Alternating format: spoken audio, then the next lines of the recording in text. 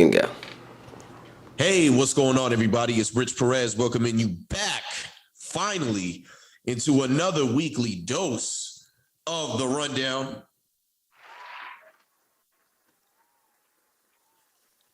Joining with me, as always, my brother from another, my co-host, all the way back in the Kayson Davis. How you doing, Kay? I'm doing good, man. How you doing? I'm doing all right, man. It's been a break, It's been a little hiatus. Everybody's got things going on. A lot has happened. A lot of good things have happened. But we are back, and we are back to do exactly what we love, and that's bring y'all our opinions on everything that has been going on. And man, a lot of things have been going on since we've been away. Yeah. I guess we've been away for a while, so it's been a lot of football, a lot of basketball, different things going on. Some World Cup. Some World Cup. Got forced to watch the World Cup today. I'm not a big soccer guy, but they're like bringing me in. I'm not gonna lie. Shout out to Team USA. Got the 1-0 victory to move on. But yeah, man. So of course we got to bring in football because we are in the thick of this thing now. Giants head coach Brian Daboll came out the other day and said that the season starts today to his team after a second loss to the Dallas Cowboys on Thanksgiving Day. There's a lot of different ways we can go with this with the New York Giants. I mean, I think we were all very excited with the way the season was shaping out. At one point, the Giants were 7-1, 7-2. Everybody's sitting here screaming playoffs. We're singing the praises of the coaching staff and all these different guys. And I mean, we even got into a big debate with you and Mike on here at one point about what they should do regarding the quarterback position and things like that. I want to harp back on that. I understand that the receiving core is not strong. I mean, your number one right now is Darius Slayton. We both like Darius Slayton, but as a number one, I don't think that we like him there. But we like Darius Slayton nonetheless. Just, that says a lot about the receiving core of Darius Slayton's your number one. We'll see what happens on the Odell Beckham front. Personally, I'm starting to believe that he's not going to come back, but that's a story for another day. And I think we got to talk about this quarterback thing again, bro. Yeah, I mean, I think everyone was kind of high on him because of the way he had started the season. And in his defense, I guess, like you said, the number one wide receiver is Darius Slayton. Galladay, obviously, since he's been here, hasn't turned out to be the guy that everyone thought he was going to be. He's also been hurt for the last couple of weeks. Shepard going down with that injury, so. I mean, in his defense, I think a lot of people think he's played well in the position that he was in, but I don't know. I guess I'm kind of on that track. He's played well. He's played better. He hasn't turned the ball over that much, and that's what people kind of wanted from him. But you really don't get a full dose of maybe what he can do because just all the injuries and things going on. I think that when you have that guy, he's able to elevate what's around him.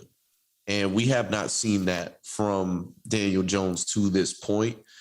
Also, I mean, in his defense, to that point, a lot of people didn't expect them to be 7-2 or 7-3, whatever their record is at the moment. Yeah, but good coaching changes a lot of things, man, because this ain't that much of a different roster than it was last year. All you did was change the general manager and the head coach and coaching staff. I think what the coaching staff has done is prove that they're a good coaching staff because they've gotten the most out of what they have. I've been getting the sense that they are not in love with Daniel Jones, and specifically what tipped me off to them possibly we'll probably move on is the bye week. During the bye week, they tried to negotiate deals with Julian Love and Saquon Barkley. You know who they never reached out to?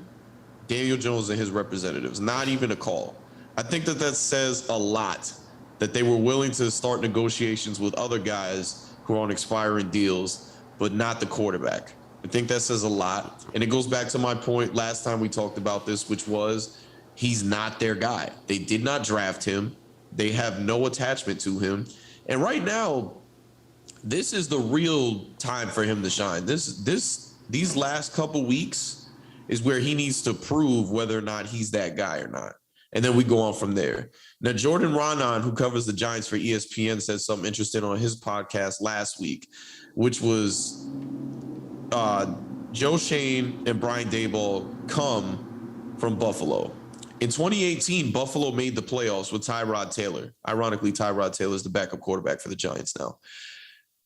They had the 19th pick, I believe, and they traded their assets to move up in the draft and draft Josh Allen. Giants have assets. Just saying. I wouldn't put it past a group who was there when they did that in Buffalo to do it in New York now. Yeah, I think obviously because he's not their guy, but I think he's probably shown them some things here where they may consider to keep him, depending. Obviously, a wise man once said, "You're only as good as your options." So yes, all this thing sounds great, but we don't know what the options are going to be for the Giants moving forward, and I think that's where the problem comes in. Obviously, if they fall in love with a quarterback in the draft, then they can kind of go get that quarterback out the draft. But we don't know. The coaching staff has put on a great showcase this year, and obviously it's New York. People want to play in New York, but we still don't know who wants to come here yet. So, like I said, sometimes Johnny as good as your options, and Daniel Jones may be their best option. I'm sure they don't want to probably pay him what the cost he's going to be this summer, but it could be a franchise tag thing type of thing where they're kind of stuck together until someone can find a better option. When you're in that marriage and both of you guys are kind of done, and y'all both just looking for you're waiting for a better option to pop up so you can move on. I don't think he would get franchised, though. I think that they would give him like a 2-year deal because you franchise tag Daniel Jones. That's a lot of money. That's still a lot of money to pay him, for a guy that you really don't believe in that much. I think if you're going to bring Daniel Jones back, you give him a 1-2 year deal, maybe give him a team option or player option on the second year of the deal and go from there. But I don't know if they'd go the route where you pay him more than you can if you just extend him like a year or two. Right. I was, because you said they try to negotiate deals with those other guys, so I figured they'll try to get deals with those other guys, and if they have to use the franchise tag. So that's probably why they worried about those other guys first, because it's probably like, we don't want to put those guys in a franchise tag. We kind of want to lock them up, and then if we do need to keep Daniel Jones, we'll throw him kind of on the franchise tag if we can't work it out now. But that's a good option, but obviously from there, it's like, does Daniel Jones want to do that? Does he have better options? Maybe a better option pops up, like I was just saying. He found a better partner. I think teams might go after Daniel Jones. Like, I don't think Daniel Jones can be a starter on your team. Am I a fan of Daniel Jones? No, I want to win a Super Bowl. It's been a long time. I don't think that he's going to get you that. But I mean, hey, he'll have his suitors. I'll tell you this: I don't think that the Giants are afraid to franchise tag Saquon Barkley. I think they'll franchise tag Saquon Barkley in a heartbeat if they can't get a deal done. Daniel Jones, I don't know. We'll see. Wait to be seen. But we got some things that we got to work out here and see what happens. Obviously, the race for Odell Beckham is coming up here. Odell Beckham Jr. has his meetings with the Giants this Thursday and Friday. So we'll see how that goes. I think I was a believer in him coming back. He was teasing it with all his tweets and stuff like that. But I've kind of been pushed back on it lately. Dallas, everybody's just been kind of real thirsty for Odell. They every chance they get want to mention his name, whether it's an interview or a tweet or anything like that. And then I also had to sit there and think about it. We have a regime that did not want to put all their chips in for a playoff run, to make a playoff run, because they're all about the future. So why should I believe that the same regime is going to go out and give Odell Beckham Jr. a 2-3 year deal? Because that's what he's going to end up getting. You think Dallas is going to give him a 2-3 year deal? Absolutely. At what? The question is then, what's the price for him at a 2 or 3 year deal? He's getting up there in age. He's coming off an injury.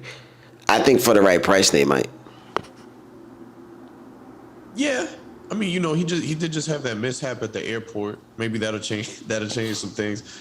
But yeah, for the Giants, if you can get him on the right price, for sure. But I know absolutely nobody. He's not signing anywhere on a 1 year deal. He wants 2-3 years. top minimum, 2-3 years minimum. And I think he's gonna get paid. I don't think he's gonna get paid handsomely, but I think he is gonna get paid. Right. I think that's where it comes down to. If they could get him for the right price, obviously they didn't want to give up too much, but I mean, is Galladay's contract coming off the books this year or is it next year? Heck no. I wish. Yeah, Galladay got to figure out what's going to go on there because ain't nobody's trading for him, and he's in. This was year 2 of a 4-year commitment. I think it comes down to the right price. I think obviously if that's something that'll make Saquon happy and keep Saquon around. Obviously he's still good friends with Shepard and things like that. So I think if for the right price, and then obviously like I said to keep Saquon around, I think it's worth it. And then he I think the hype around him being back on a team that seems like has a chance to compete with a great coach, it'll be something New York fans eat up. I mean, absolutely, because even if you get LA Rams Odell, like that's a big boost and it opens up a lot of things. You don't have to. This team was winning off sheer will. You're playing old school football where you're just nonstop running the ball and couple passes. You bring Odell Beckham in there, that shifts things a little bit where it's like, all right, if we're not going to be able to run the ball because everybody's focusing on Saquon Barkley, we can go ahead and jump to Odell Beckham Jr. with anything that we want to do there. And that kind of diversifies the offense a little bit. So that would be interesting to see. But I mean, aside from that, if you bring Odell Beckham Jr. in there, 50% of Odell can give you an answer on if Daniel Jones is the guy or not. Yeah, I was going to say that's the next thing. You can bring him in, but then if I think for Odell is, does he believe Daniel Jones can get him the ball? I think one thing Daniel Jones has shown this year is that we don't know if he can get people the ball. Like obviously he's had injuries and things like that, but they also haven't been throwing the ball that much. So we still don't know if he's the guy to get people the ball. Yeah, I've been fighting that too because I'm like, all right, are they not throwing the ball that much because they don't have the receivers, or are they not throwing the ball that much because they don't trust Daniel Jones? That's a very good question. We are gonna find out because if Odell coming back will open up a lot of things. Obviously for Slayton, obviously hopefully for Galladay and things like that. I think Robinson just went down with. Galladay's cooked, bro.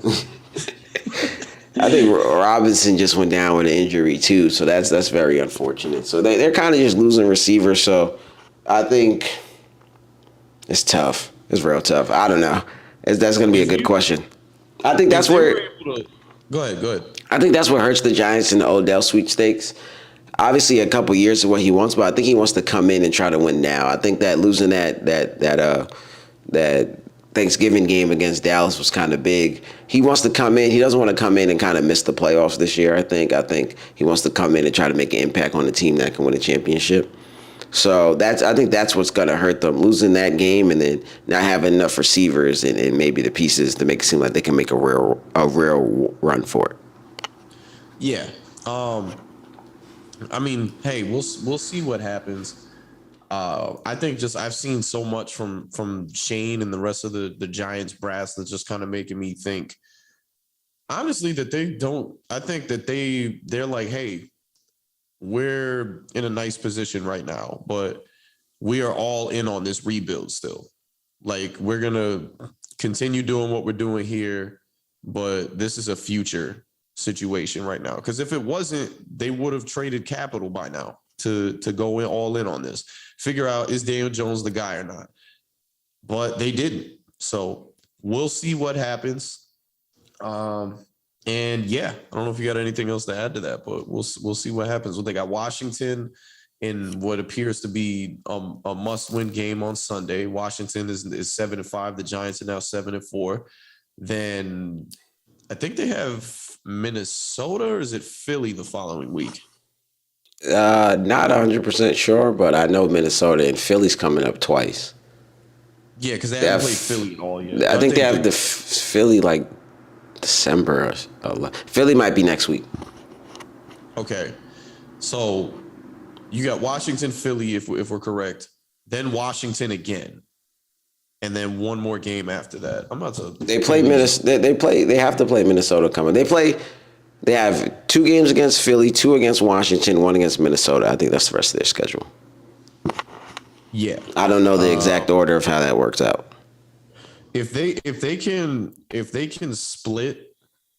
All right, yeah. So it's Washington this Sunday, Philly next Sunday, Washington after that, which is a to be determined because that might actually get flexed.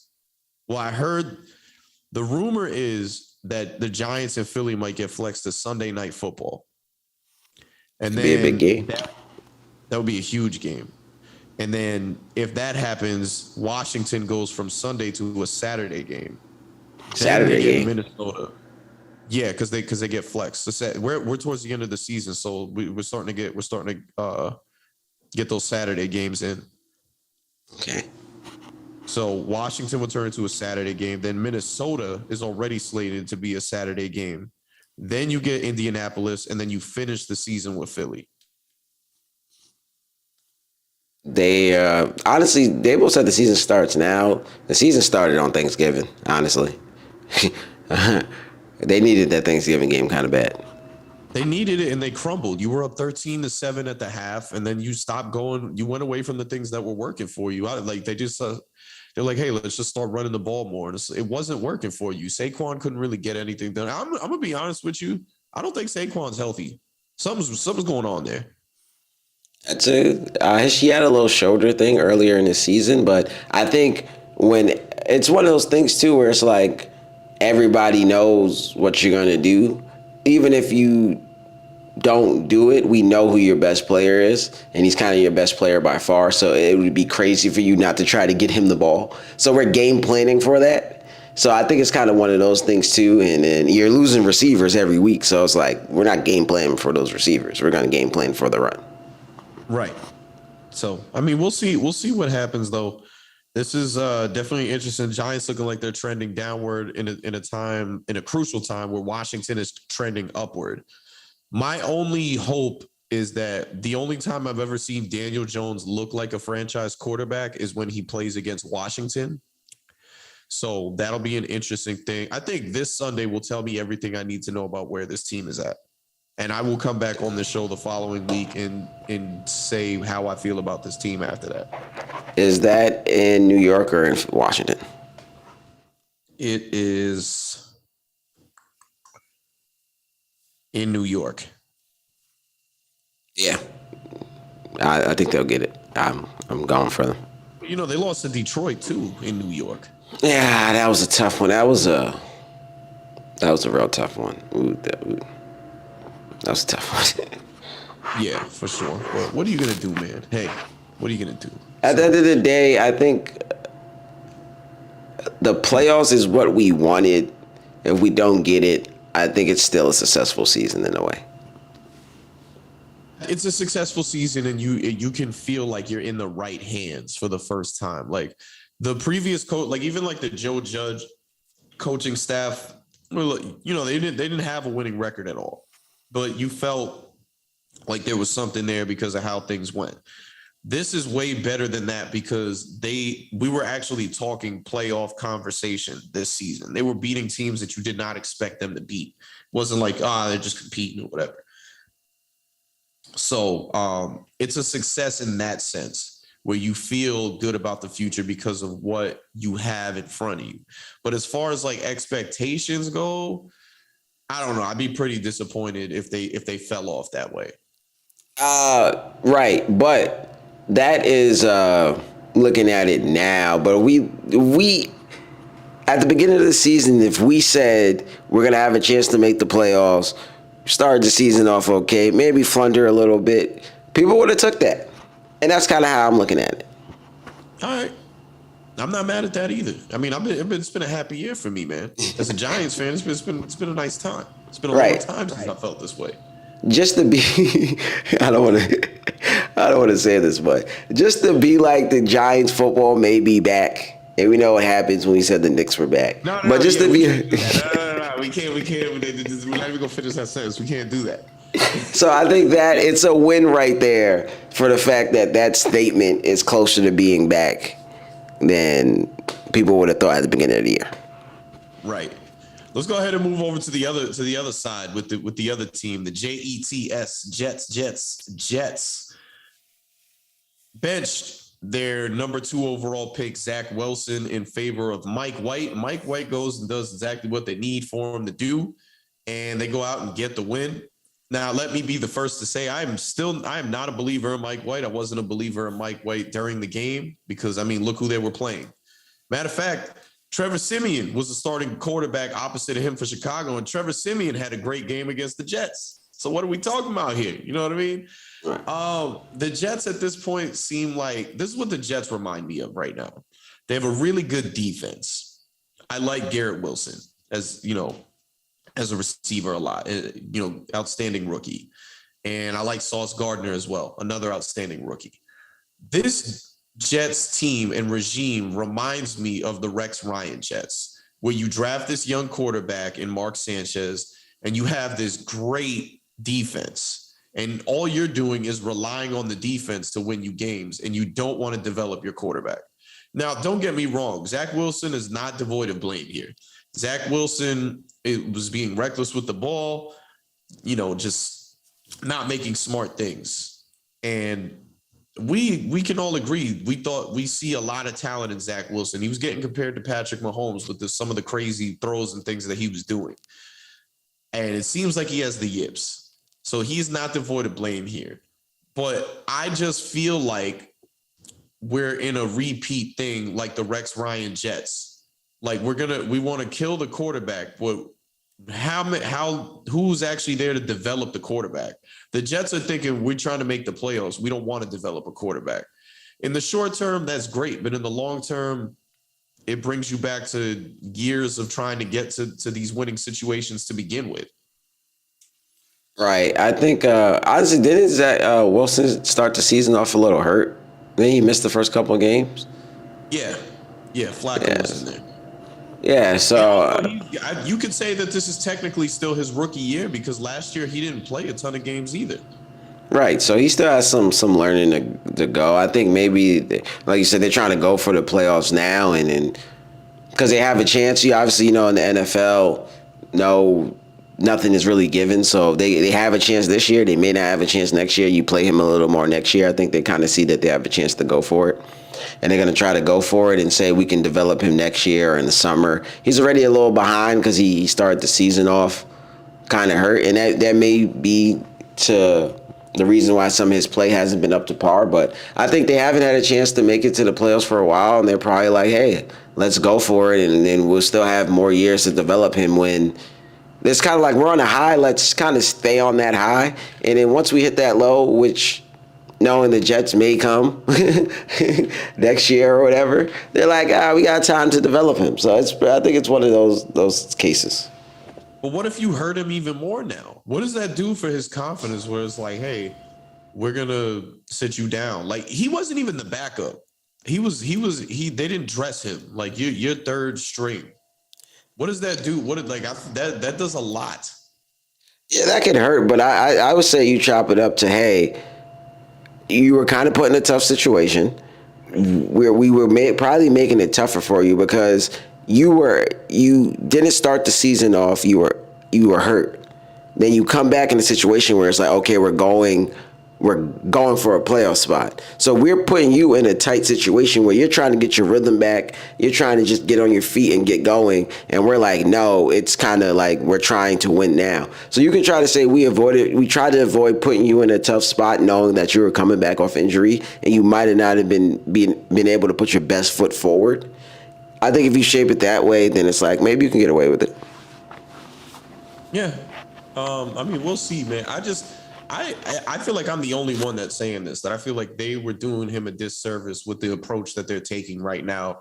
And, the saying, those who don't know history are doomed to repeat it. Like, this just screams the Rex, everything about it. Robert Saleh is a defensive-minded coach. He came from the San Francisco 49ers, where he was the D coordinator over there. They've got an amazing defense put together, which keeps them in games. The New England game was 3-3 the entire game. I mean, the way that they lost that game was insane. So, you have that going for you. Defensive-minded head coach, same as that old regime. good defense, same as that old regime, rookie quarterback, same as that old regime that doesn't seem like he's getting developed. Yeah, like I said, if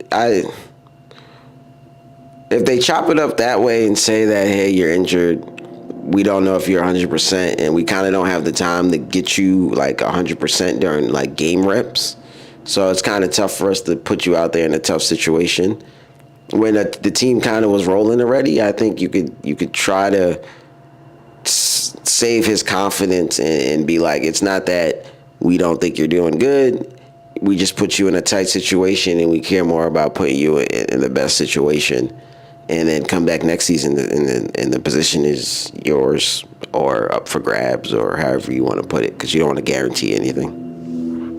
Right. I mean, we'll definitely see how this thing unfolds. It's just funny. The two New York teams that we did not expect to do anything over here in the playoff conversation. But hey, Yeah, that's what I'm saying. hey, The Jets are like, it's been a while. We can't maybe waste that opportunity on trying to develop this guy, plus have him come back off injury and get things together. It's kind of like this opportunity we haven't had in a while. Let's take it before, because we don't know when it may come again. right, and then also, your coach and your GM get judged on wins. Not being able to say, "Hey, we're trying to develop a quarterback." So I'll give them that as well. Um, Anything crazy that we want to any hot takes that we want to throw out there before we move on from the NFL real quick? I'll give you a couple. I think Miami might go to the Super Bowl. I am a full believer in that offense and that team. Everybody wrote two off, man. Everybody wrote two off. And Tua comes in there. You already gave him Jalen Waddle. Then you bring in Tyreek Hill. And this new coach, McDaniels, monster. That offense looks amazing. I think that they wouldn't even have as many losses if Tua didn't get hurt. I think Miami legit can go to the Super Bowl this year. Is Tyreek Hill your offensive MVP? I don't think he's going to win it, but he absolutely should be in that conversation. And the only reason why I don't think he's going to win it is because he's not a quarterback. Okay. I don't know. I can see that happening, like you said. When Tua was out there, when did they start like 4-0 with him? Then he gets hurt, Yeah, they were and undefeated. then They yeah, were and looking then crazy. They would even been 5-0. I could see it happening. Obviously, in football, it's get to the playoffs and anything can happen. Us Giants fans know that. So I could definitely see it. I can see it happening. I don't think I have any crazy takes. Not at the moment. No. One more. I'm gonna just throw this out there just because, not that I completely believe in it, but Aaron Rodgers will not be a Packer after this season's over. I think that writing was kind of on the wall last season. I think kind of shocked that he came back this year. So, Well, I'm not saying because of him. I'm saying I think the Packers. the Packers are the same. Yeah, I guess. 'Cause he didn't look that great this year. They haven't gave him. They didn't put him in the greatest positions. Obviously, those running backs are great, but he doesn't have the. He has some young wide receivers, some guys still trying to Whose fault find is their that way. though? You know what I've noticed about Aaron Rodgers, and I'm everybody here knows I sing Aaron Rodgers praises all the time. I was one of his biggest fans. He's kind of come off as a little bit of a tool the last like year and a half with some of the stuff he's been saying and whatnot. But one thing that has been consistent about Aaron Rodgers is he's kind of a me guy. If you talk to any of his former receivers, they'll say that. Like Greg Jennings has said things about him where he look at some of the receivers he's had that he hasn't even fought to keep them. The one time we knew that he fought to keep them was when he went off in that press conference last year and started naming people. They brought Randall Cobb back after he did that. There's no reason why Devontae Adams should not be a Packer right now. You don't think if Aaron Rodgers said that he wanted Devontae Adams to stay in Green Bay, that he wouldn't be in Green Bay? In Rogers' defense, if I'm the quarterback, I don't feel like you're the GM. I shouldn't have to tell you that. You know what I mean? I like obviously if I feel like things are about to go south or you want my opinion or something, like obviously bring him back or keep him. I mean, he could have went in there and said, "Hey, keep him." But I feel like if you have a great GM, you know that we need this guy. I think at the end of the day, those two both miss each other at this point. The Raiders ain't exactly looking that great, and neither of the Packers. I think if they could do it all over again, then that divorce doesn't happen. That's part of life, you know. Yeah, for Uh, sure. Jennifer Lopez and Ben Affleck are back together, so Yeah, they'll that's break up part of again. life. That's part of life. Batfleck, I don't see that. Hey, whatever. All The, right, the, let's move on. the grass isn't always greener on the other side sometimes. Right, right. Um, hopes, man. I think one of the biggest things that we've had to been able to talk about, what we've been talking about the last couple seasons, are the Brooklyn Nets and everything that's been going on with them. I'm here to tell you that the Brooklyn Nets can still win an NBA championship. I still believe that they can do that. KD just went off for 45 points last night against the Orlando Magic. He's still showing he's that dude. Ben Simmons, unfortunately, did go out with a knee injury last night. I think he's out tonight, but he's back to form, which is great to see. And then you got Kyrie back. Also, you got all these other guys coming back. Seth Curry, um, Joe Harris looks like himself again. Just a bunch of different guys in there. And you know what I think was a blessing in disguise more so than anything? The whole Steve Nash fiasco, I think, was good for them. I don't think Steve Nash was good at this job. I don't think he was a good coach. No, nothing against him. He's a great basketball player. It doesn't always translate. Jacque Vaughn's been doing a good job since he took over. We made the argument they should have brought in Ime Udoka, but Jacque Vaughn has been coaching his team pretty well. One of the biggest things that was their Achilles heel is they were not playing defense under Steve Nash. I'm not saying they're the greatest defensive team right now, but they sure look a heck of a lot better than they did under Steve Nash. Yeah, obviously all those guys were hurt. Ben Simmons seems like he's gotten his rhythm back. Obviously, he missed the whole year of basketball, and I think people wanted him to kind of come back and hit the ground running. But he started off slow. He's getting his rhythm back. The Kyrie thing is behind him now. I think Kyrie's going to try to be more quiet as the season goes. But and if they can put it together, I think it's good. They've had some good since Ben Simmons has been playing well. They had some good runs, like you said, with the new coach. They're playing better defense and things like that. But to me, watching them since Katie and Kyrie got there and they got rid of those young guys, it just seems like something is not working. I don't know what it is, but it just seems like they're close, but something is just not working when I see them. And it may be one of those situations where it's just like, hey, things didn't work out here. I think they tried. I think this is their best roster that they had in a few years. I just think that it's just something off there where I don't know if I can be a believer in them anymore. I think they'll be good. Obviously, with those two offensive monsters and then Ben Simmons coming back, they'll be there. I just don't think they have whatever it is right now. I don't think they're as close as we think they are. I don't think KD asked for a trade if they are that close. I think KD's wasn't as happy with Kyrie as we may have been led to believe. But the thing with KD is he doesn't want to talk. KD is not exactly a prototypical leader. He's gonna kind of just play. That's where he leads, is with just like his play on the court. He's not gonna get in anybody's face or hype anybody up or say things like that. So, I think that's a thing there. The only time I thought that this thing was like they're gonna win a championship was that whole trio with those two and Harden, and then the injuries came, and it just all came crumbling down from there. But I think it's still a wait and see approach. We still got to wait until the All-Star break, and I think we'll be able to better assess them once we get to that point. Yeah, like I said, Ben Simmons is playing better, so that's great for them, and that can change a lot of things with his playmaking. He's been able to score. I think he scored 20 a couple times, so getting him going would be good. And then Kyrie seems like he's ready to kind of just put his head down and play. And new coach, so we'll see how it goes. But I still just think that, like I said, they're not as disciplined enough as I want them to be. It just seems like they lack the certain discipline to go out there and really go get it. Yeah, and that's why obviously hiring Ime with everything that was going on at the point with the Nets, and then what he was dealing with, it's like, why would you do that? But I don't know. I felt like the Nets probably should have been like, we don't care. We need to we need to right this ship. And based on what he did with Boston last year, it seems like he'd be the perfect candidate to do it. But Yeah, I think there was reports saying that there was just too much going on. There was the Nets were already a movie. Adding that on to everything that was going on, they said some females in the company may not feel safe. So I don't think it's because they didn't want him. I think it was just other things at the time. It may be a situation where they revisit in the summer.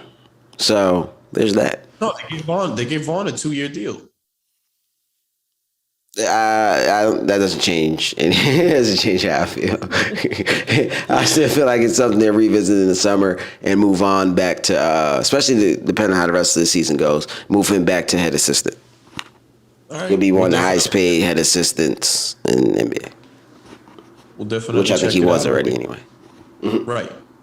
We'll definitely check it out and wait to see. You know what's funny? We had a conversation about the Minnesota Timberwolves prior to the season starting, and it's gone about exactly how I've expected it to go. Yeah, and Cat almost got hurt, so He's gonna be out a month. praise up to him. I think a lot of people seen this coming. I thought it wasn't going to be that bad into the playoffs. I think losing Patrick Beverly has been kind of hard for them too. I think he was kind of a little bit of their heart and soul there, but it's going as I expected it to. The NBA has been going away from two bigs. Obviously, Karl-Anthony Towns can stretch the floor and things like that, but Gobert has just never been that dominant in the paint. I don't. We've seen guards guard him in the playoff series and things like that. I think people are just taking advantage of that. You got two bigs out there in the league that's playing all smalls. We're going to stretch you out most of the time, and we're going to shoot threes. Pause. Yeah, yeah. I completely agree with you. It's crazy how Pat Bev is the heart and soul on the Timberwolves, and he's doing absolutely nothing with the Lakers. Yeah, the Lakers are getting it together. So I just think the Lakers,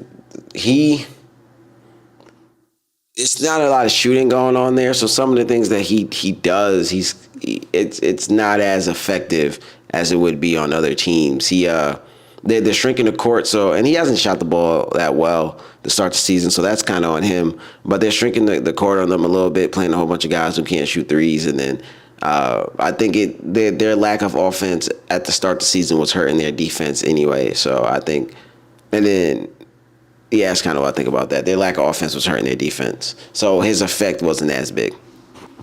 Right. I mean, hey, they wrote our boy off, man.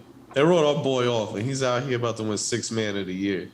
So I'm happy to see that.